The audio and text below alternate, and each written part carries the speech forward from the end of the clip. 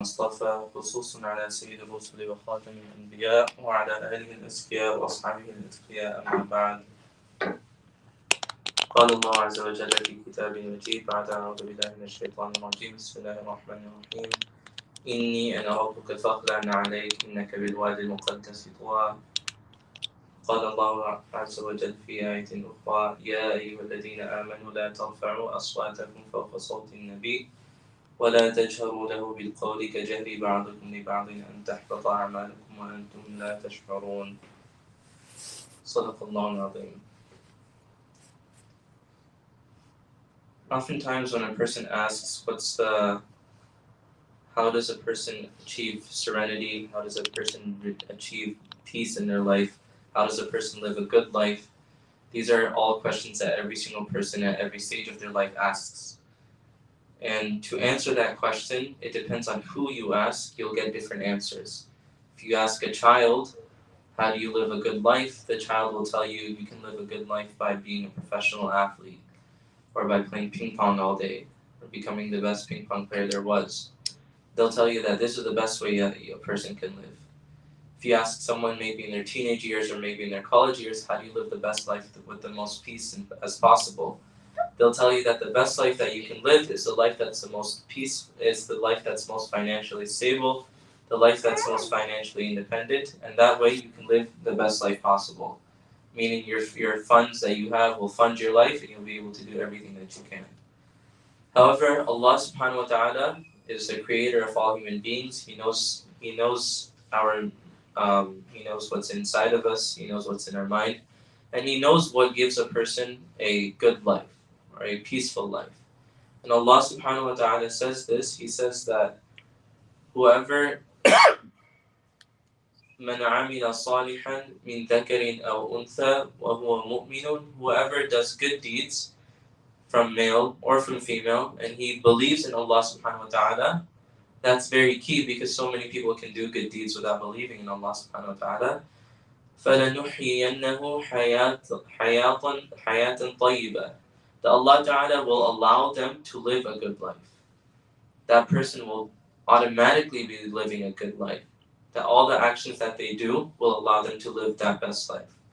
So many of us, when we seek to worship Allah subhanahu wa ta'ala, we seek to understand the sciences of Islam, we seek to get as much information and as much knowledge as we can, and that way we believe we can worship Allah subhanahu wa ta'ala the best, and we can do that which pleases Him the most. However, sometimes there's a false notion that comes in play. Sometimes we install a hierarchy to our sciences of Islam. We say that some sciences are above each other, or we say some sciences are more important than one another. Albeit it's true, some sciences are, you can say, more fundamental than others. But one science that is often neglected is the science or the practice in Islam, which is called the practice of adab. And so many people in their seeking of knowledge and their seeking of information amass a great wealth of information in their life. They're able to tell you so many nuanced details about exactly what nullifies wudu, or what nullifies their salah, or what's the technical definition of a sahabi. If you ask people what's the technical definition of sahabi, most likely nowadays people will be able to tell you that this X, Y, and Z, they saw the Prophet, they believed in him, and they died upon Iman. These three things qualify a person to be a sahabi. So people can tell you all of these technical definitions, yet it's very sad to say that people don't have, you could say, the ruhaniyah, people don't have the spirituality that's attached to their Islam. So they'll tell you all the things that make a fard a fard. They'll tell you all the things that make a nafil a nafil, all the requirements that are needed. But what they'll forget is the adab that's required behind it, or the manners that are required behind it. And this is very important because when Musa alayhi salam spoke to Allah subhanahu wa ta'ala the first time, Allah subhanahu wa ta'ala said, فَخْلَعْ نَعْلَيْكَ. One of the first things that Allah ta'ala says is, I'm your Lord, إِنِّي أَنَا رَبُّكَ. So take off your sandals, take off your shoes, because it's a sign of respect. You shouldn't come in and you shouldn't face Allah ta'ala with shoes. And for this reason, many scholars say that even when you're praying, whether it's public or not, If you're able to take off your shoes, you should, because this is one of the adab of salah. These are one of the recommended parts of salah. Then Allah subhanahu wa ta'ala says in Surah Al-Hujurat that don't raise your voice over the voice of He alayhi salatu wasalam. La tarfa'u aswatakum fawqa sawti nabi, over the voice of the Prophet alayhi salatu wasalam. And this is out of what? This is out of adab. This is out of respect for the Prophet sallallahu alayhi wasallam. In fact, Allah Ta'ala ends the verse by saying, أَن تَحْبَطَ أَعْمَالُكُمْ, that if you continue to do so, you call to Him as if you call to anyone else, you'll end up destroying your deeds. You'll end up wasting your deeds away. How can you waste your deeds when you've raised your voice about the He alayhi salatu wasalam? This is a great form of respect, and this is a great deal of respect. So respect is fundamental in a religion. In fact, after this verse was revealed, it was said that Umar radiallahu anhu, anytime he spoke to the Prophet ﷺ, he would do so in such a hushed voice. And this was Umar radiallahu anhu. It was said that one time Umar radiallahu anhu, his barber was cutting his hair, and he hadn't spoken much at that point, and he had a very deep billowing voice. And as soon as he spoke, the barber was so shocked as to where this voice was coming from. But this was a deep, billowing voice of Umar radiallahu anhu. It's akin to his strength and to his prowess. But when he spoke to the Prophet ﷺ, his voice was very, very soft. So manners are fundamental in our religion. But the sad part is that we've forgotten all about these manners.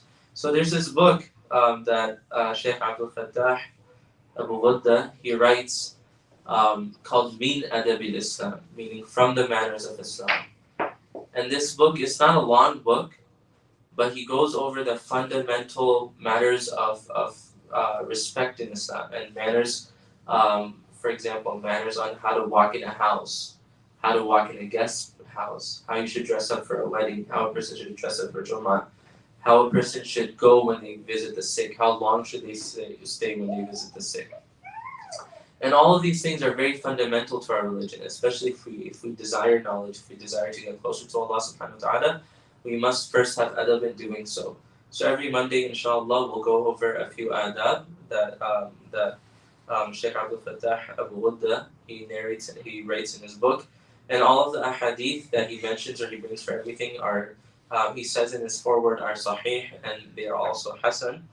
And so he begins the book by saying, and we'll preface with only one of them. He says that Sheikh Abdul Fattah Abu Ghudda, he said that we live in an adabless society where parents are disrespected, teachers are not treated with due honor, elders are not given their due rights, and the basic manners of eating, visiting, appearance, and conversation are not observed. So sad is the predicament that books have to be written and lectures have to be delivered in order to teach adab. Traditionally, adab was not something that was formally taught, rather it was something acquired and embodied in very interaction between people. The way that adab works, it's usually not taught in a book. It's you see the people around you, you see how they treat a certain person, so you try to treat them in a certain way. So that's usually great, unless you live in an adabless society. If you live in an adabless society, you'll see everyone treating teachers with disrespect, talking back to teachers, talking back to elders, looking down on scholars, using scholars as employees, seeing scholars as employees. And all this such will lead a person to not respect the sha'a'ir of Allah subhanahu wa ta'ala, the signs of Allah. And then Allah ta'ala says that وَمَن يُعَظِّمْ شَعَائِرَ اللَّهِ فَإِنَّهَا مِن تَقْوَى الْقُلُوبِ, that whoever honors the signs of Allah subhanahu wa ta'ala, then it's from the taqwa in his own heart.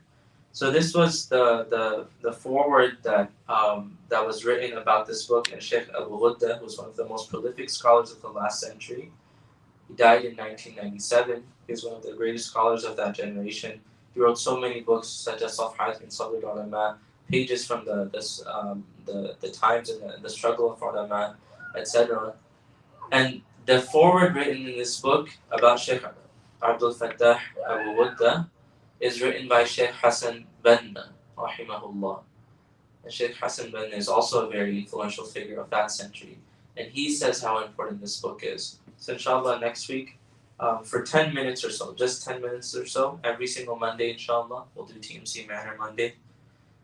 We'll just do one adab or so. The first adab next week will be about appearance, how a person should look, and how a person should dress, inshallah. And then we'll see how far we go. May Allah Ta'ala make this a means of tawfiq and a means of acceptance for us. وآخر دعوانا الحمد لله